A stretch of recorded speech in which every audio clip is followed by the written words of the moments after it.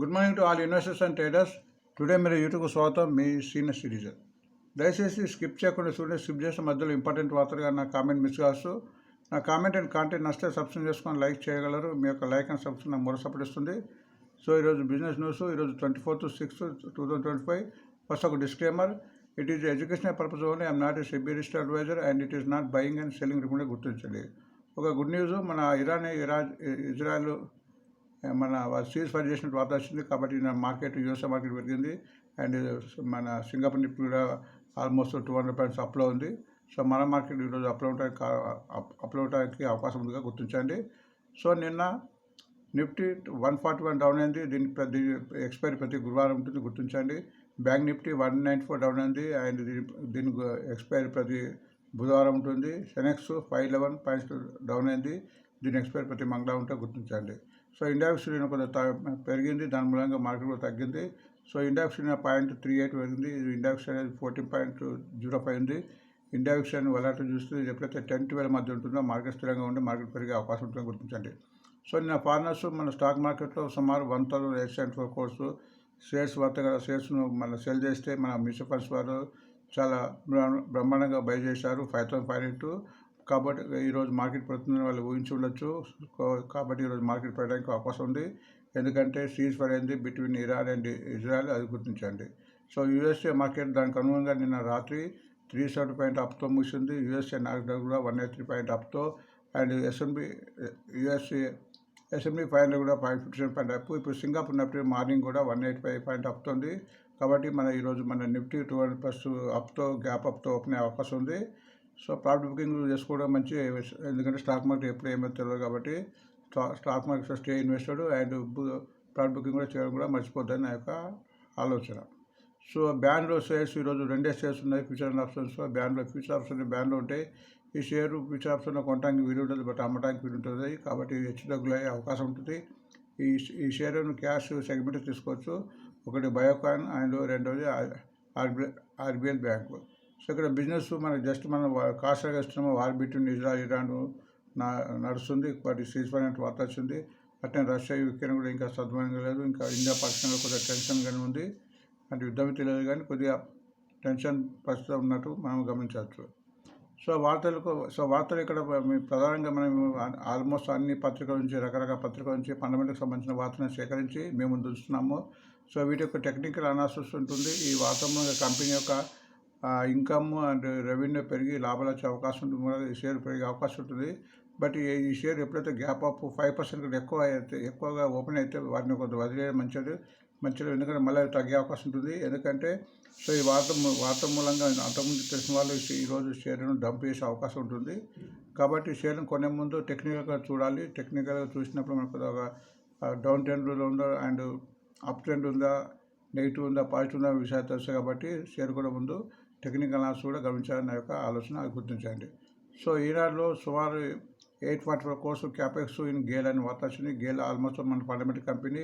So ఇలాంటి government కంపెనీలో అప్పుడప్పుడు వార్తలు వస్తుంటాయి, తగ్గుతుంటాయి. కాబట్టి తగ్గినప్పుడు తీసుకోవడం, పెరిగినప్పుడు అమ్ముకుంటూ పోతే లాభాలు వచ్చే అవకాశం ఉంటుందిగా గుర్తించండి. గేల్ మంచి ఫండమెంటల్ కంపెనీ, డివిడెండ్ ఇచ్చే కంపెనీగా గుర్తించాలి. స్టాక్స్లో బెల్ అండ్ ట్రెంట్ ఇంక్లూడెన్స్ Sensex stocks and BEL and Trent సెనెక్స్లో ఇంక్లూడ్ అయింది. ఆల్రెడీ బెల్ అండ్ ట్రెంట్ మన నిఫ్టీలో ఇంక్లూడ్ అయింది. ఇప్పుడు వీటి మూలం కూడా దీని యొక్క ఎక్స్పోజ్ ఎక్కువ అయ్యే అవకాశం ఉంటుంది. అండ్ బెల్లు కూడా ఆర్డర్స్ వస్తున్నాయి. ఇవి రెండు కూడా పెరిగాయి, ముందు పెరిగే ఎక్కువ అవకాశం ఉంది. ఇట్లా ప్రాఫిట్ బుకింగ్ వచ్చినప్పుడు మంచి అవకాశం కింద తీసుకొని బై చేసుకోవడానికి, లేకుంటే యావరేజ్ చేసుకోవడానికి చేస్తే భవిష్యత్తులో లాభాలు ఎక్కువ వచ్చే అవకాశం ఉందిగా గుర్తించండి. అండ్ ఆంధ్రజ్యోతిలో పెరిగిన ఆయిల్ ధర వచ్చింది. బట్ ఇప్పుడు దీనికి భిన్నంగా ఈరోజు మా ఆయిల్ తగ్గింది. అంటే ఇది ముందు వచ్చిన వార్త కాబట్టి పెరిగిన ఆయిల్ ధరలు. బట్ ఈరోజు ఆల్మోస్ట్ ఇక్కడ 78 ఉంటే ఈరోజు ఆల్మోస్ట్ ఇప్పుడు ప్రస్తుతం 69 ఉంది. ఆల్మోస్ట్ 40% తగ్గినట్టు వార్త చెప్పినా గుర్తించండి.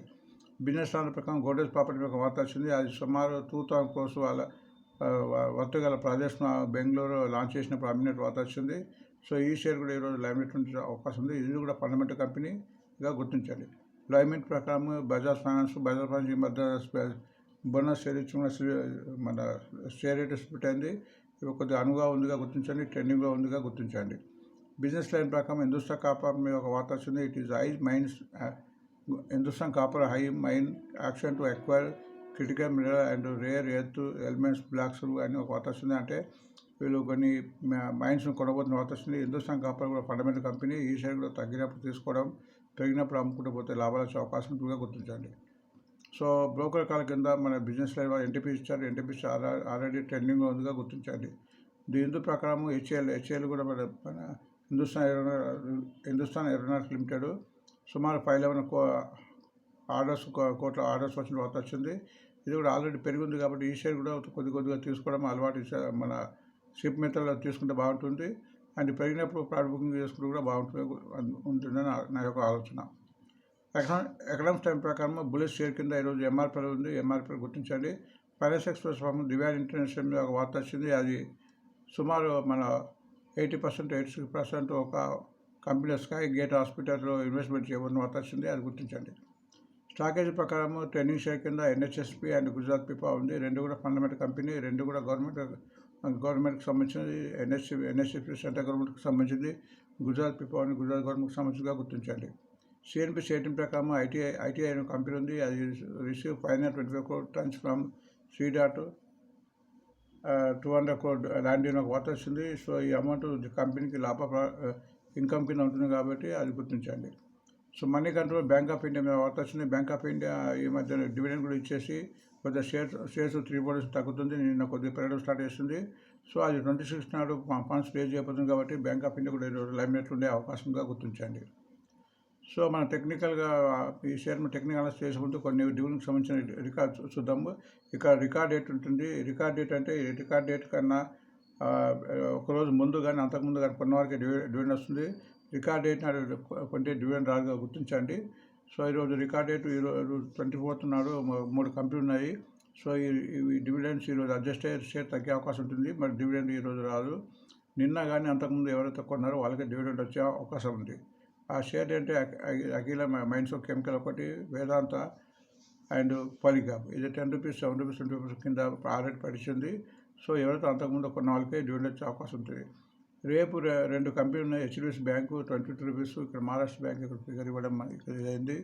సో మహారాష్ట్ర ఇది మహారాష్ట్ర స్కూటర్స్ ఇక్కడ ఉంది 60 రూపీస్. అది ఇవి రెండు కూడా 27th నాడు డివిడెండ్ గుర్తించండి. అండ్ మిగతా కూడా 27th జూన్ వరకు ఉన్నాయి డివిడెండ్.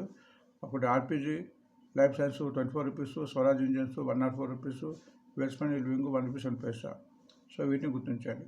సో మన వార్తలు ముగించే ముందు మన టెక్నికల్ చూద్దాము. టెక్నికల్గా షేర్ల యొక్క ట్రెండ్ ఎలా ఉందో చూద్దాము. ఫస్ట్ ఇక్కడ మనం 2 ఇండికేటర్స్ ఉన్నాము, ప్రతిరోజు చెప్తున్నాము. ఒకటి మూవింగ్ యావరేజెస్. ఎప్పుడైతే ఏ షేర్ అయితే దీని పైన ఉంటుందో అప్పుడు ట్రెండింగ్ ఉన్నట్టు. అట్లనే ఇక్కడ ఆర్ఎస్ఐ ఉంది. ఇక్కడ ఆర్ఎస్ఐ అనేది 0 to 100 ఉంటుంది. ఎప్పుడైతే 45 అబౌవ్ ఉంటుందో అది పాజిటివ్గా ఉన్నట్టుగా గుర్తించండి. So first silver B and gold B రోజు చెప్పుకుంటున్నాము. ఎందుకంటే సిల్వర్ గోల్డ్ బిలో 100 రూపీస్ దగ్గరనే ఉన్న సుమారు.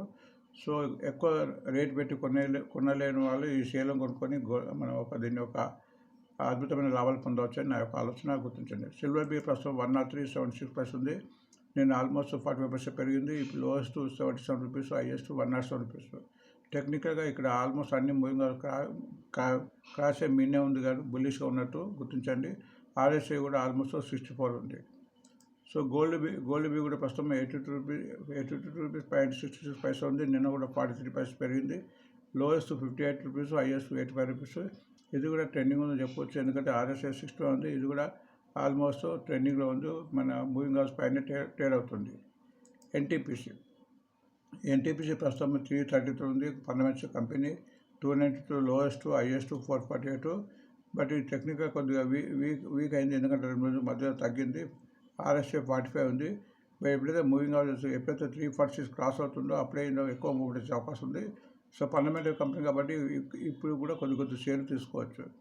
జీ ఎంటర్టైన్మెంట్ మేము చాలాసార్లు వార్త చెప్పాము. జీ ఎంటర్టైన్మెంట్ పెరగడానికి అవకాశం ఉంది. ఎందుకంటే ప్రమోటర్స్ సుమారు 2000 crores వాళ్ళ ఈక్విటీని 3% నుంచి 80% పెంచుకుంటారని చాలాసార్లు చెప్పాము. ఇప్పుడు కూడా ముందు పెరిగే అవకాశం ఉంది. నిన్న అయితే ఆల్మోస్ట్ 17 రూపీస్ పెరిగింది. అది గుర్తించండి. అది ప్రస్తుతం ఆల్మోస్ట్ 149, 150 అనుకోవచ్చు. And lows 89, highest 164. బట్ ఈ షేర్ ముందు పెరగడానికి అవకాశం ఉందిగా గుర్తించండి. బెల్ అయితే మీద ఆల్మోస్ట్ రోజు చెప్పుకోవడం జరుగుతుంది. ఈరోజు నిన్న కూడా ఆల్మోస్ట్ 12 పెరిగింది. బట్ ఇంతకుముందు మీరు చెప్పుకున్నాం 500 and 1000 రూపీస్ అనేది దీని ఒక టార్గెట్ చెప్తున్నారు. బట్ ఈ షేర్ తగ్గినప్పుడు తీసుకున్నాం అనేది బెస్ట్. 390 కన్నా డౌన్ అయినప్పుడు ఇంకా మంచి రేట్ కింద గుర్తించండి. బ్యాంక్ ఆఫ్ ఇండియా ప్రస్తుతం 114.41 ఉంది. నిన్న ఆల్మోస్ట్ 1 రూపీ 20 పెరిగింది. ఇది కరెక్షన్ అయింది. డివిడెండ్ మూలంగా కొద్దిగా కరెక్షన్ అయింది. ఆల్మోస్ట్ 7-8 డేస్ తగ్గిన తర్వాత 2 రోజు నుంచి పెరుగుతుంది.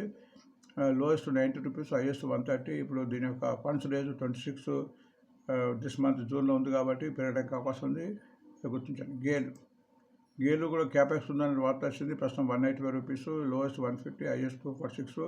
టెక్నికల్గా 43 కొద్దిగా వీక్ అని చెప్పుకోవచ్చు. ఎందుకంటే ఇక్కడ కంటిన్యూగా 5 డేస్ తగ్గి నిన్న 2 రోజు నుంచి పెరగడం స్టార్ట్ అయింది. నిన్న కూడా ఆల్మోస్ట్ 3 రూపీస్ పెరిగింది. బట్ ఇది ఎప్పుడైతే 188 క్రాస్ అవుతుందో అప్పుడే ఎక్కువ మూవ్మెంట్ వచ్చే అవకాశం ఉందిగా గుర్తించండి.